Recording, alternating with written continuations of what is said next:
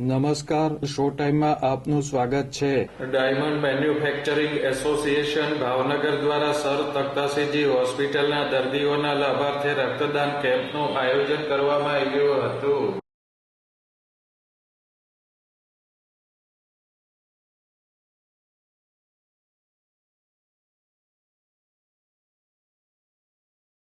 Sir તખ્તાસિંહજી hospital blood bank ખાતે લોહીની અછત સર્જાતા બ્લડ બેંકની અપીલને ધ્યાને લઈ ડાયમંડ મેન્યુફેક્ચરિંગ એસોસિએશન દ્વારા રક્તદાન કેમ્પનું આયોજન કરવામાં આવ્યું હતું.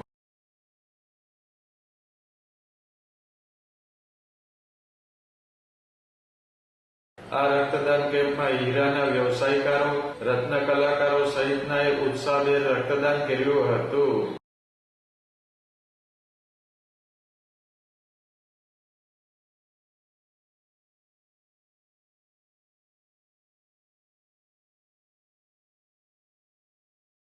આ પ્રસંગે એસપી નિતેશ પાંડે અને એસોસિએશનના હોદ્દેદારો ઉપસ્થિત રહ્યા હતા અને રક્તદાતાઓનો ઉત્સાહ વધાર્યો હતો.